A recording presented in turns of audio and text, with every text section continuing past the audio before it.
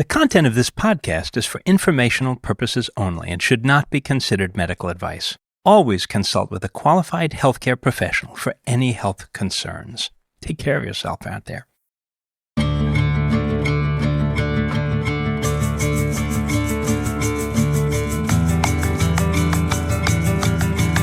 Welcome to Unraveling. This is a podcast that sees the world through the lens of mental health. I'm Mary Wilson, a journalist. And I'm Kurt White, a social worker and psychotherapist.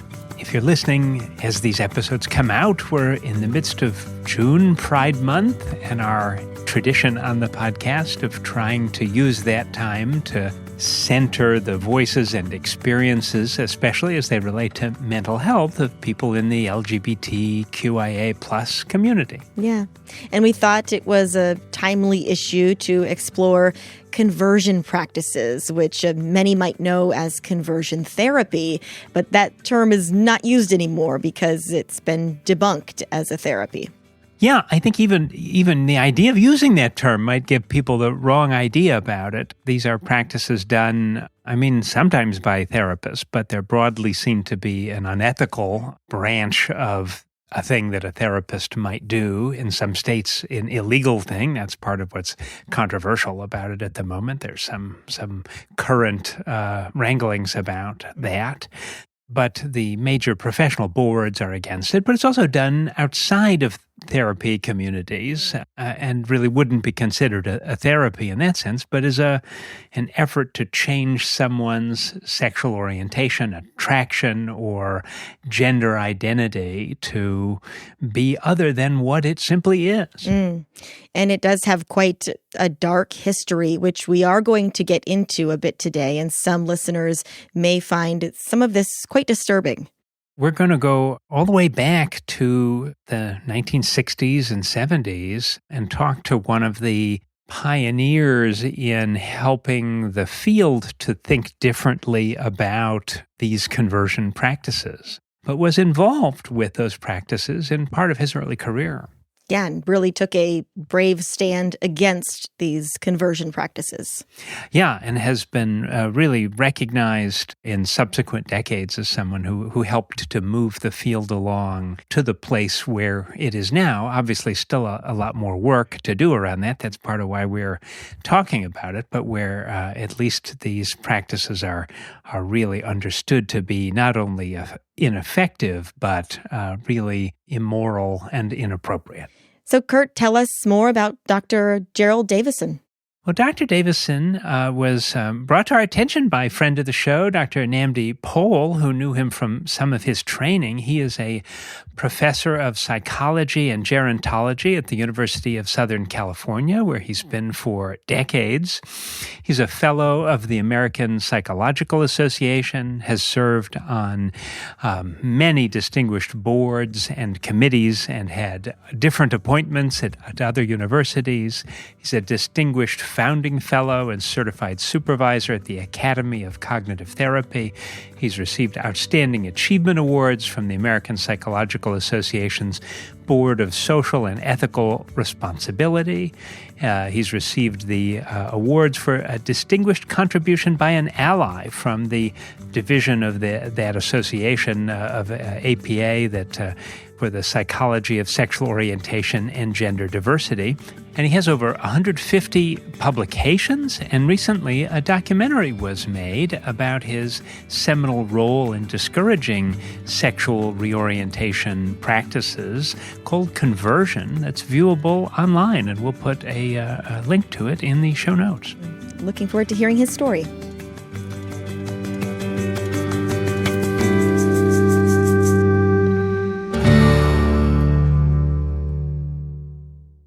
Dr. Gerald Davison, welcome to Unraveling. Thank you very much. I'm really excited to talk with you because you're a person that has been thinking about and working in this area of the field of psychology and psychotherapy for many decades, thinking about conversion therapy. What does it mean? What are some of its harms, for example? And you have an interesting personal experience with that starts really at the beginning of your career. And I wonder if we could maybe set the stage for that a little bit and sort of talk about how you first started thinking about those issues and what the field was like at that time. Okay, well, I was sort of, I guess you say, second generation behavior therapist. I was lucky enough to be in graduate school at Stanford starting in 1962. And at that time, it was one of the few places where people were doing anything about behavior therapy within the field. And I had a chance to be an advisee to Albert Bandura, who was one of the early pioneers of behavior therapy, and then to spend a year with Arnold Lazarus, who was a visiting faculty member from South Africa, who had trained with Wolpe, another leader in the field. So I got in sort of on the ground floor of the beginnings of this field. I learned that one of the earliest applications of what we'll call behavior therapy was with what they called sexual deviations, in particular homosexuality. And that's the way homosexuality was thought about at that time into the 60s and 70s. And it was mostly aversion therapy, which entailed shocking people when they had a thought that you wanted to eliminate. If a gay person had a thought about a man and got aroused, you'd shock him for it. And physically shock them with like an electrical current. On the fingertips, not electric shock through the head, but on the fingertips. And this trying to attach a painful negative reaction to the thought of homosexual sex. So that was at the beginnings of behavior therapy. And I got my PhD in 65, and I had a postdoc, and then I went to Stony Brook, which was an early PhD program that was specializing in behavior therapy. We were all very sort of young and enthusiastic and almost messianic in our devotion to the field. And I was seeing patients both in the clinic, in psych clinic, and supervising patients. And I had a small practice myself. And some of the patients that I saw were gay men. And I didn't want to do aversion therapy. It frankly offended me. Something about it just inflicting pain on another person, it bothered me. And so I looked for positive ways to try to help.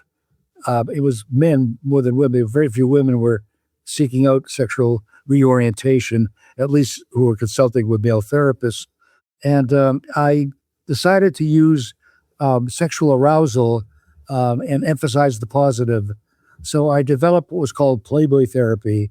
And I thought it was working. I had a few clients that I thought it was working with. Well, it wasn't working. It was having no effect on their sexual orientation. And then for me, the pivotal moment came in 1972 at the meeting of the Association for Advancement of Behavior Therapy, which is it's an international organization of behavior therapists all around the world. And I was giving a workshop on this new positive way to help male homosexuals, primarily male, get turned on by women. And in that meeting was a man named Charles Silverstein. I knew who he was. I was at Stony Brook at the time, and he was a graduate student at Rutgers. And during a break, he came up to me and he said, we're having a symposium later on the last day of the convention, and maybe you'd like to, could I hand out circulars to the group, the workshop group of mine, which was about 20 people. And I said, sure. And then he said, well, maybe you'd like to take a copy with you. And I looked at it and I had a, sort of mild neutral to negative reaction in that I said, oh, these are these gay radical guys and they're going to badmouth behavior therapists. And I wasn't sure I was quite sure that I was not going to attend it, but I wasn't going to make a fuss about it. I was late at the last day of the meeting. I was on my way out. I realized I was not going to make it down to Penn Station, so I thought I'd hang around the hotel. I literally reached into my pocket and found this crumpled up flyer about Silverstein's symposium. And I said, oh, what the hell, I have time. And it was right nearby, so I went into this meeting room where it was being held. So it wasn't so much a diatribe, it was quite a reasoned argument against behavior therapists trying to change gay men and pointing out the sexual oppression that gay people are under, and that basically it's not unreasonable for them to want not to be gay because everyone's telling them it's really bad to be gay. You're sinful, you're sick, you're whatever. And is that why people would come in for that as a problem? I mean, is that these folks were coming for help in a way, right? They Yes. were also experiencing this as an upsetting internal thing for them, right? Yes, they really were in pain. They wanted very much they wanted to be part of society. They didn't want people telling them that they're sick. They didn't want their parents throwing a fit, being excluded from friends, and there was a lot that society has set up an environment for them that made it unpleasant to be the way they were. And Silverstein said, "This is not good. You're doing bad things by trying to help them." Well, this sort of something in my head clicked. I said, "Oh, that's what they're talking about." These folks were really angry, and it suddenly fell into place as to, gee, am I doing them any favor by trying to help them change? For two reasons. One reason is empirical. Does it work? And I was beginning to realize, I don't think it does. And the second reason, which is more important, is it the right thing to do? Is it ethical? Is it moral? Whether it works or not. And I decided, in agreement with Silverstein and the radical gay folks, I was not doing a good thing. I literally got back home that night, a Sunday night, and Monday went into school. And I'd had this epiphany. I'd had this realization, everything I'd been working on for the past 3 or 4 years, it was wrong. It was wrong-headed. And so I talked to my colleagues and students about it. And my colleagues, my faculty colleagues, to a person, were very unhappy with me. They thought I'd lost my marbles, what had happened to me. You've been doing good work, and some were cautioning me this is not going to be good for your career, and so forth. And when I talked to the graduate students, they were much more open to it. They said, this is interesting. I think that's good, that you're not going to do it anymore. By coincidence, that year I was president-elect of AABT. So I was in a couple of years, I'd be past president. Now that's important because the past president, they give a speech, and it's a speech that most people in the meeting go to. And I decided I would make this the theme of my speech, and I'd have a couple years to work on it. And by this point, I'd become kind of colleague or even a friend with Chuck Silverstein, and we talk about it. And I told Chuck about my plans. He said, "That's great, Jerry, but be warned that people will think that you're gay, and that would be bad for you, and people will think you're not thinking straight, won't be good for your career. So in one way or another, it would be bad for me to do it." And my response to Chuck was, "Well, it happens that I'm not gay, but that's irrelevant. I don't care whether they think I'm gay or not, but the more importantly, I felt I had to do it. It just seemed it was wrong. The whole field was wrong. You have to understand, at this time, practically no one was working in what would be called a gay-affirmative manner with gay people, at least that most people knew about. They certainly weren't publishing very much about it. And in November of 1974, I gave the speech, and there's a point in the speech where I say, therefore, I'm saying we should not engage in sexual reorientation with our gay patients. And then I said, even if they ask for it. And this was a thing that really drove some people nuts. Who am I to deny treatment to a patient? And my reaction was, we do it all the time. There are certain things that practitioners of any kind will not do. That was the point in the speech when the room got very silent. And then afterwards, about a dozen people came down to the front where I was standing, and they were in their 20s and 30s, some older, and some of them were crying, literally crying, weeping. And they said, "I can't believe what you said. That's wonderful. Thank you. Thank you." It was very emotional. Then a few minutes later, I joined. There was a reception after my speech. And when I went there, I noticed people were kind of backing away from me. they seemed embarrassed. It took about, 6 or 8 months for me to revise the speech into a manuscript to submit to a journal. I submitted it to American Psychologist, and it was rejected. And it was rejected without review. In other words, the editor decided it was inappropriate for the journal, so he would not send it out for review, that he himself made the decision. I wish I had kept that letter, because the letter said something like, it's not of enough general interest to the membership.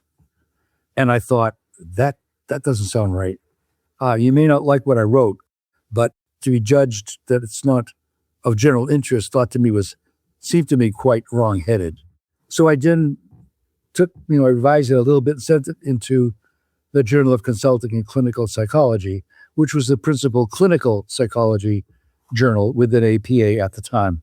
And the response I got from the editor, a man named Brendan Marr, who was a professor at the time at Harvard, was like the first editor. He said, I'm not going to send it out for review.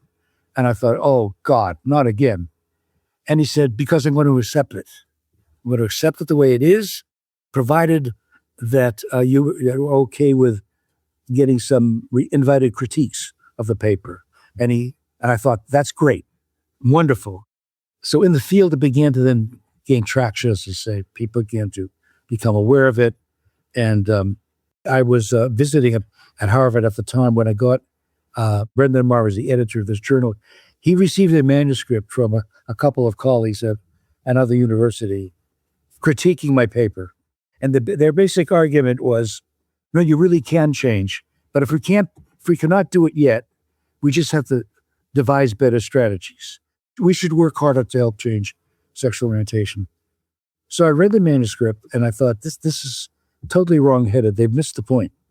It's not a question of whether we can do it. It's a question of whether we ought to do it. It's very interesting to me because I think you're, clearly on the issue of conversion therapy, you're leading the field into a different way of thinking about this, inviting them in, maybe kicking and screaming in some instances about it, but also changing minds along the way. And also, I think, inviting the field into a different way to think about its own ethics, it seems to me. You're saying something, I think, really new and different to folks, which is I think, very profound, this idea of it's not just about should, but also about ought, and about and even there are oughts that even transcend the sort of will of the individual to want something different for themselves. Yeah, it's a complex argument, but it's one which the field needs to have. This is where my inspiration for this came from, I think, two people. One is a man named Seymour Halleck, who I mentioned before, who published a book in 1971 that was called The Politics of Therapy. And I quote him in my article. Basically, he says that even in a confidential, private therapy setting, the social context is not absent. You're part of a context, and you should pay attention to the social context, because everything you do has political and ethical implications. We talked about the politics of it, the power relationships, and the other influence on me was a former advisor, mentor of mine, Perry London. London wrote a wonderful book, came out in, I think, 1964, called The Modes and Morals of Psychotherapy. And in that book, the modes, he talked about behavior therapy, and particularly behavior therapy in contrast to psychoanalysis and humanistic existential. The morals is very important. In the morals of psychotherapy, he coined the term secular priest. And his basic point was that in our society, therapists have become society's secular priests, that people come to therapists with questions which, in earlier generations, they might have taken to a clergy, a member of the clergy. What should I do? Is this wrong? Is this right? Now people are asking that question of their therapists. And the therapists we are then cast in this role that very few of us have had any training in. I, in fact, explicitly had no training in it because I was told in graduate school and throughout my earlier career that was not your business. Your business was the technology, if you will. You're the change agent.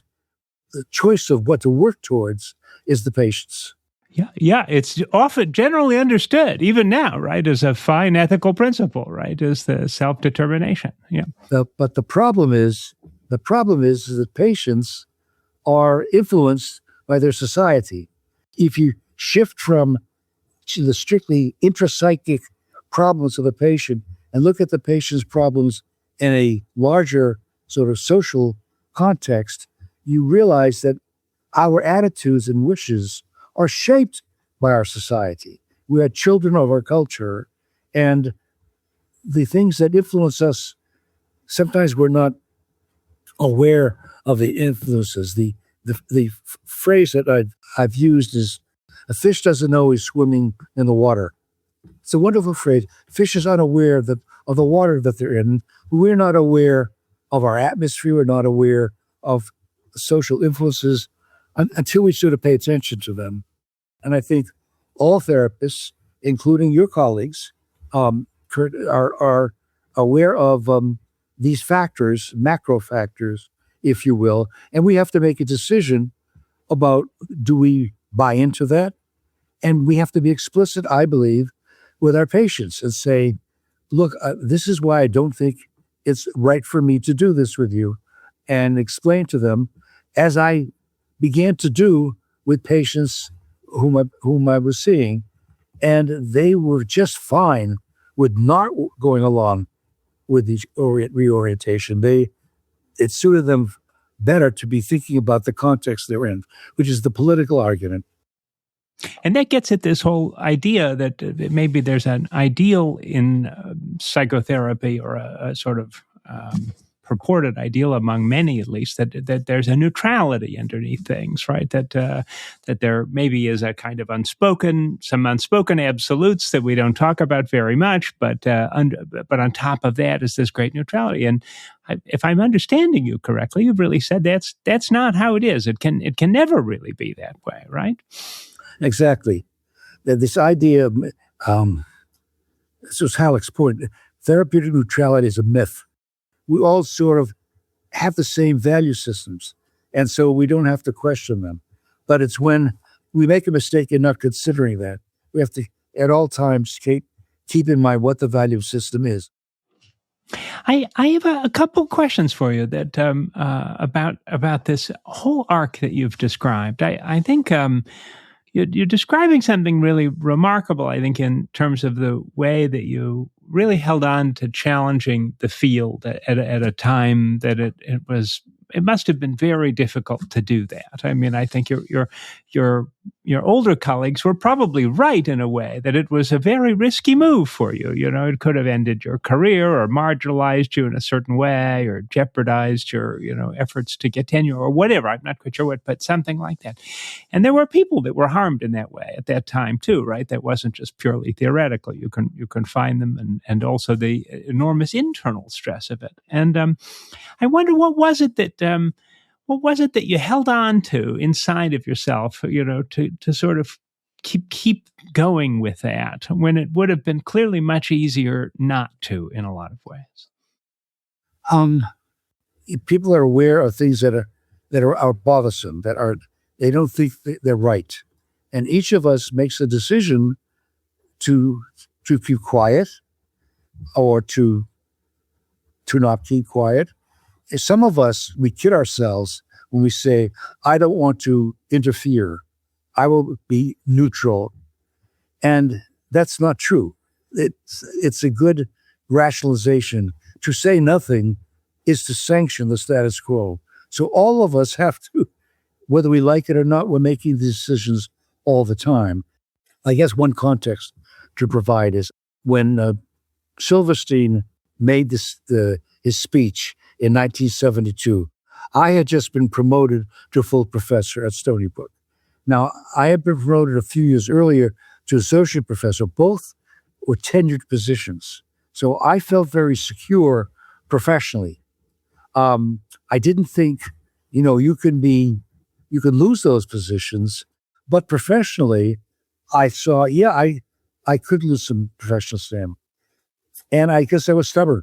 I guess I felt strongly enough about this that it was worth a risk. And I also felt, since I was pretty well established in the field, that people were less likely to reject out of hand, to derogate the communicator and say, oh, you don't know what you're talking about. Since I had a track record of doing work that showed that I knew what I was talking about, even if people didn't always agree, they couldn't say, when you're stupid or your research methodology is lousy or you wrote it up badly. I guess this is something that younger people today may not understand. It was very risky to be in the field of behavior therapy in the late 60s, early 70s. The psychoanalytic paradigm was the very, very much stronger one in this country and in Europe also. Yeah. So we were derogated all the time, insulted. I mean, got very personal. Something the idea of panels and the very personal attacks.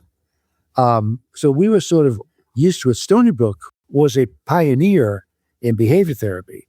Stony Brook created this program in 1966 under the leadership of a man named Leonard Krasner, and was director of clinical training, and Harry Kalish, who was chairman of the department. This was a new department at a new university, and it was going to be, a bold new directions for higher education. And the psychology department's clinical psychology program was avowedly behavior therapy oriented at a time when it was extremely unpopular. You were discounted. You were harshly criticized.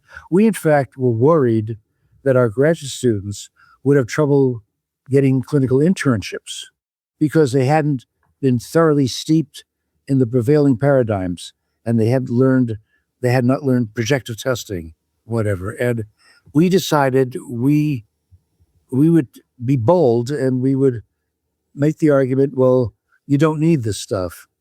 And we were right. It turned out that places were fortunately interested in this, and they found our students, because we had really great students, and I think we educated them well, and they liked our students as interns. They were good clinicians, and they were eager to learn things. I remember a couple of students saying, I'm on this internship, it's great, but instead of getting supervision from my supervisor, he's asking me to teach him behavior therapy. And we thought, well, that's a great start. And our advice to the student was sort of trade off with the person. Give your supervisor an hour, and he or she should give you 2 hours of their clinical supervision. So that's when we thought, it helped us think we're not on a bad track. It's not going to harm our students. And it turned out to be correct. I mean, these days, cognitive behavior therapies is a very broad field that is widely accepted. I don't know whether it's dominant, but it's close to it as far as theoretical orientation for mental health professionals. Oh, absolutely. It also strikes me that there's a parallel in the immediate contemporary era to what you were talking about also, especially in the recent Supreme Court decision about conversion therapy and people's views about trans identity as less of a public issue at that time, was much more underground. It existed, but was underground. And I'm curious if you have thoughts about the resurgence of some of these same arguments that you've argued against decades ago. Well, I'm about to say I don't want to get overly political, but I think you have to. I think it's impossible to discuss what you're rightly pointing to as sort of a reversion, or some of my students call it the Great Regression. It's because of the Republican right-wing control of our politics and of the narrative, if you will. I don't think these things can be disentangled. And we have some versions of orthodox religions of one kind or another are taking a hardline position on this and quoting, from the Bible. Was it laying down with a man as if a woman, whatever the, I don't know what the exact quotes are. It's part of the social context, and it's happening. And Chuck Silverstein warned against this during the first Trump administration, in fact. And it's an issue, and we all have to be cognizant of this and decide where do our values lie and what are we prepared to put up with. And just to note, right, there's also ample evidence that that there are harms caused by this kind of therapy, right? It's not just ineffective, but actually can contribute to really an increase in psychological distress and associated symptoms and harm. Isn't that right? Yeah, the harms part, or what we call the iatrogenic effects. A few years ago, wrote a paper with a student of mine, Kyla Rose Walden, for the Annual Review of Clinical Psychology, called The History and Iatrogenic Effects of Conversion Therapy. We start the article with the Hippocratic Oath, above all, do no harm. And that's for medicine, goes for all helping professionals. Put another way, at least don't make the person worse off. If you can't help them, okay, that's unfortunate. But if in addition, if your efforts to help them are doomed to failure, as they are, in my view, with conversion therapy, they're unlikely to end up feeling better about themselves. And here I am, I feel rotten about being gay. I go to this doctor, I'm paying a lot of money, someone's paying for it, effort, I guess subjected to this conversion treatment. Some of it's physically painful, some of it's mentally painful, spiritually painful, and then I don't change. What does that make me? I'm really sick. I'm really depraved. It's unlikely to end up with an increase in a positive self-regard, but rather a negative. So that would be a strong negative effect. Yeah. One last question, I think, and I'm curious. I had it in my head too about the idea of like the psychotherapist is the secular priest, and the ways that people look to psychotherapy. And I think, you raise that in the context of the harms that sometimes can happen if we're not then sort of careful to check ourselves, in terms of our own biases or hidden assumptions, even in the culture or society at large. But also, there are times where I think sometimes the field leads the culture at large maybe into a better and a more accurate understanding of humanity or something like that, right? We have even sometimes unethical experiments like the Milgram experiments, that maybe tell us something about the way that we're organized. And I'm curious what you think about that. If you think that, like, should people maybe diminish the sort of importance of the mental health therapist as sort of advisor about the nature of humanity, or should we just make sure that our methods are the sort of most ethical ones?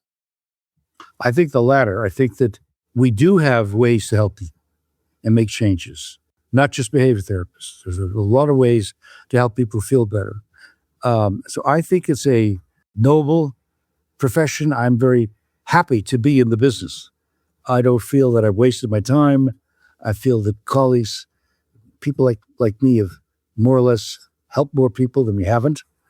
I'm just saying we should broaden our perspective and pay more attention to what's going on, in the world around us, and not be so narrowly focused on the intrapsychic, what's going on inside the person's behavior in psyche or soul or mind, but we have to consider the external factors.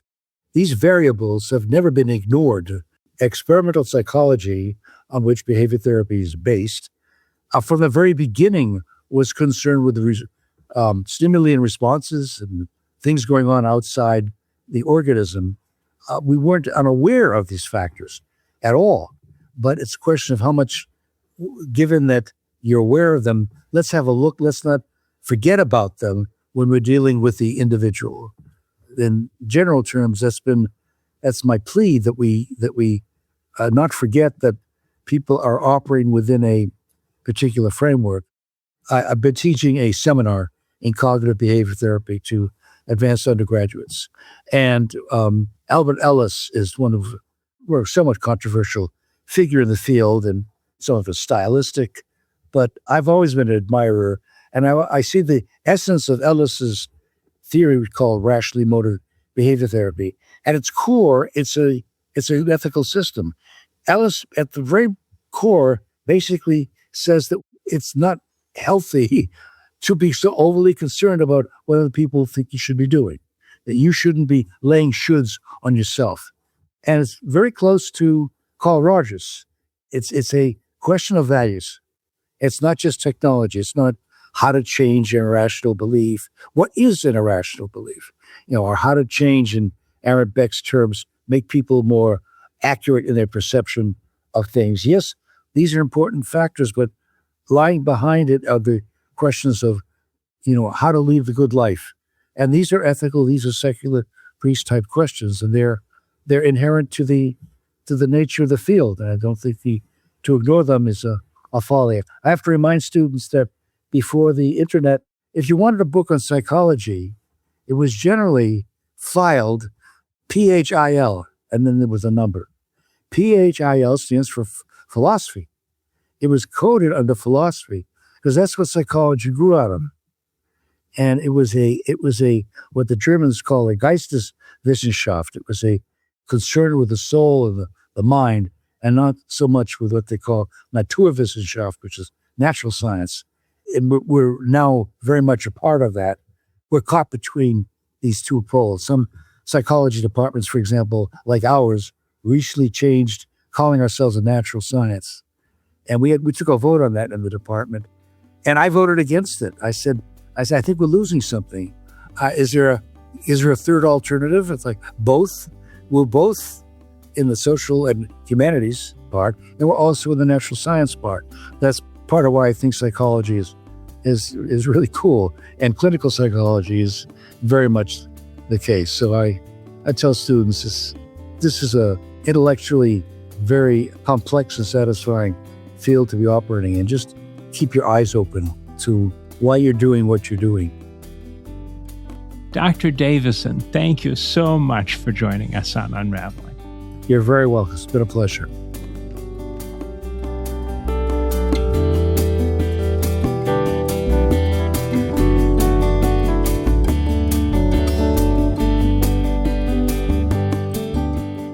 Thank you again to Dr. Davison for that really interesting conversation. I learned a lot about history that I didn't know. Yeah, me too.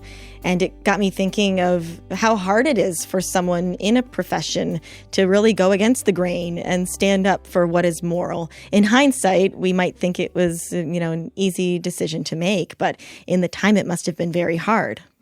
Yeah, it's true. It's hard to sometimes imagine ourselves into a different time that's as different as it is. It's easy to see the bad things in the past with the benefit of hindsight. Much harder to see the bad things going on right now in this moment. But it is possible, actually. We could try harder. We could open our eyes and do that and try to be a voice for the good. Perhaps taking some of Dr. Davison's example as an inspiration for that. And to do that, you're putting yourself at risk sometimes of being uncomfortable. What should people in your position who maybe are therapists or in the field be doing to make sure that we're not causing any harm? Well, I think, listening to people with lived experience is the first and foremost thing. And I think thinking about our ethical principles and taking them really seriously, including this idea about what ought we to be doing? What are the aims of therapy, and how do we know when we're attending to the best version of that, and when we're maybe complicit in something that is really not so great. There's been a lot of that in the history of mental health, in the history of medicine. History generally hasn't been great for folks with marginalized identities, LGBTQ identities, in that many times and places over history. So there's lots and lots and lots of work to be done, and lots of ways to be an ally, I think. And, even when there are dark times. And like we touched upon, these conversion practices aren't just a relic of history, unfortunately. They're still happening today.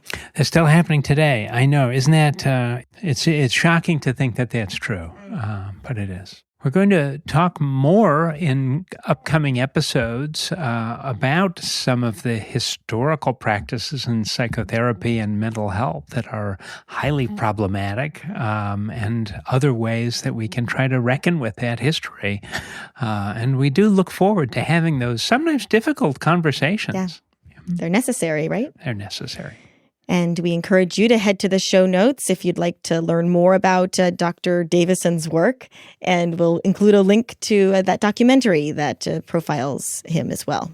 Absolutely. There's a lot of really good, interesting information about him and his work and about these issues in a general way. And we will put some resources for folks that perhaps need to get out of an experience that they're having right now. The Trevor Project is a wonderful one. And we see you, you're out there, and we appreciate you.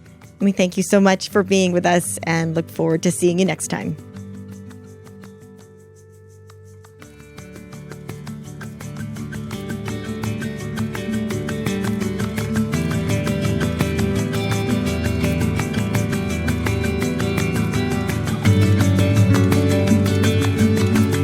Unraveling is brought to you by Brattleboro Retreat. Our producers at Charts and Leisure are Andrew Atkin, Hans Butow, and Jason Oberholzer. And you can find us on social media by searching Brattleboro Retreat. Brattleboro Retreat is committed to exploring diverse perspectives on mental health. While we invite hosts and guests to share their insights, the views expressed are their own and do not necessarily reflect the policies or positions of the hospital or its staff.